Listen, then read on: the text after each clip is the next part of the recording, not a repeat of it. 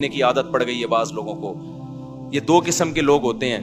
ایک وہ جو دیکھ رہے ہیں مزے اڑا رہے ہیں, جو کیا کر رہے ہیں, یار لائف کو انجوائے کرو, زنا بھی کر رہے ہیں مزے اڑا رہے ہیں, اور پتہ نہیں کیا کیا الٹے سیدھے کام ہو رہے ہیں, مزے اڑا رہے ہیں. ایک وہ ہیں جو یہ کر تو رہے ہیں لیکن ساتھ ساتھ خدا سے ڈر بھی رہے ہیں. سمجھ میں آ رہی ہے بات کہ نہیں آ رہی, کہ یار میں یہ غلط کر رہا ہوں. مجھے معلوم ہے بہت لڑکے فوش فلمیں دیکھتے ہیں پھر آ کے روتے ہیں کہ یار مفتی صاحب ہم چاہتے ہیں عادت چھوٹ جائے مگر چھوٹ نہیں رہی ہے. ہمیں پتہ ہے یہ غلط کام ہے, زنا غلط کام ہے, ہم چاہتے ہیں عادت چھوٹ جائے, چھوٹ نہیں رہی ہے. تو یہ دوسرا طبقہ ہے جو برائی کو برائی سمجھ کے کر رہا ہے, اس پہ خوش بولو.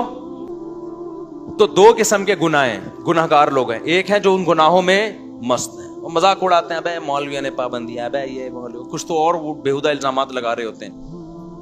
دوسرا وہ گناہ گار ہے جو گناہ کر رہا ہے لیکن اس کو احساس ہے کہ یہ اچھا کام بولو نہیں, اس کو احساس ہے کہ میں غلط کر رہا ہوں, اور اس احساس اتنا کہ وہ چاہتا ہے کہ میں چھوڑ دوں وہ چاہتا ہے کہ میں چھوڑ دوں. تو اس کے لیے بھی اللہ کی طرف سے رحمت ہے کہ جو چاہتا ہے نا, چاہنے میں سیریس ہو, وہ ٹوپی ڈرامے والا چاہنا نہ ہو. ایک چاہنا یہ ہوتا ہے کہ میں پہلے اچھی طرح گناہ کر لوں, جب 55 سال کا ہو جاؤں گا تو چھوڑ دوں گا میں. جب دانت ہی نہیں بچیں گے تو بادام کھانے کی سے توبہ کی تجھے ضرورت کیا ہے بھائی. گناہ سے توبہ اس وقت ہے جب گناہ کا جذبہ ہو. 55-60 میں تو کیا کرے گا تو, کیا تیر مار لے گا. تو یہ جو گناہ کی ہماری قسم ہے نا کہ چاہتا ہے مگر پھر بھی ہو رہا ہے, اگر یہ چاہتا ہے تو دیکھو اس کو چھوڑنے کے کچھ نسخے ہیں, وہ نسخے اختیار کرنے پڑیں گے. اگر کر رہے ہو اس کا مطلب واقعی چاہتے ہو. اور یہ میں مانتا ہوں کہ بعض گناہوں کی لت پڑ جاتی ہے, وہ ایک دم سے نہیں چھوٹتے, توبہ کر کے بھی بعض دفعہ ہو جاتے ہیں وہ گناہ. لیکن جو اولو العزم لوگ ہیں نا وہ ایک دفعہ توبہ کرتے ہیں اور ایسا اپنی زندگی سے اس کو نکالتے ہیں کہ دوبارہ اس کی طرف کبھی نہیں لوڑ. ایسے مضبوط لوگ بھی ہیں لیکن ایسے بھی بیکار لوگ بھی ہیں.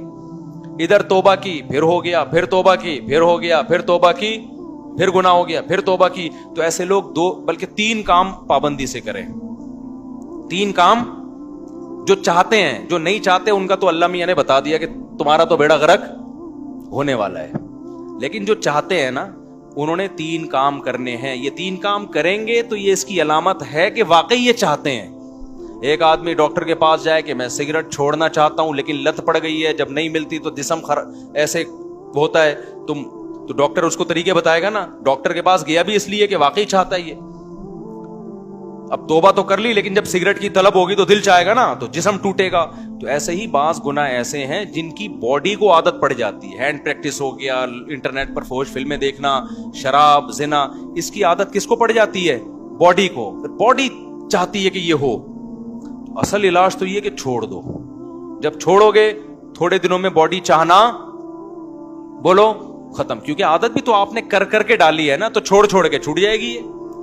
لیکن اگر پھر بھی ہو رہا ہے گناہ تو 3 کام پابندی سے کرو اگر گناہوں کی لت پڑ گئی ہے. پہلا کام کیا کرنا ہے, جب بھی ہو جائے توبہ لازمی کرنی ہے. اس پہ اطمینان کر کے بیٹھ نہیں جانا کہ اب ہو گیا تو چلو یار اب تو ہو گیا, اب ایسا ہے کہ 25-30 مرتبہ اور کر لیں تو پھر دیکھیں گے کیا کرنا ہے ہم نے.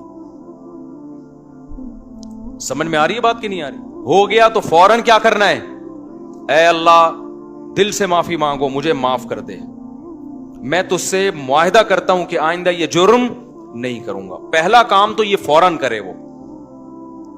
دوسرا کام کیا کرنا ہے, فوراً کوئی جرمانہ یا کوئی سزا دے اپنے آپ کو.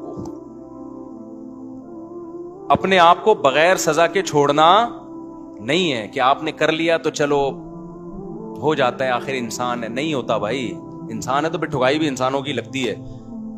اپنے آپ کو کیا دینی ہے, ایسی سزا دینی ہے کہ دوبارہ گناہ ہوتے ہوئے انسان کو وہ سزا کا تصور آئے کہ بیٹا یہ گناہ فری کا نہیں ہے, اس کی تجھے بھاری قیمت دینی پڑے گی. وہ سزا ہر ایک کے لحاظ سے مختلف ہوتی ہے.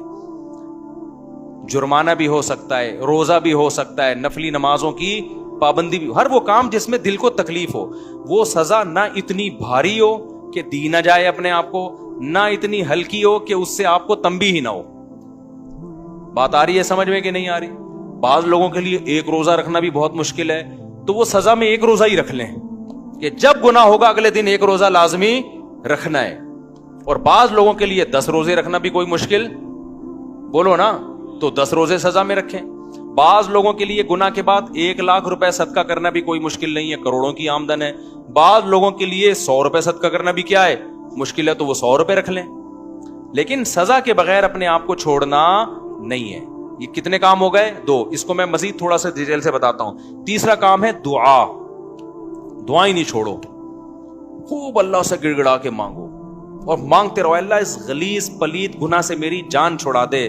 میں اقراری مجرم ہوں، باغی مجرم نہیں ہوں. میں ان لوگوں کی طرح نہیں ہوں جن کو جب آخرت سے ڈرایا جاتا ہے تو کہتے ہیں ہمیں کیا پتا قیامت ہے یا نہیں ہے. نہ میں مانتا ہوں ان الساعۃ لآتیۃ لا ریب فیہا، اے اللہ ایک دن قیامت آئے گی، تو مردوں کو زندہ کرے گا، اس گناہ پہ سزا دے گا.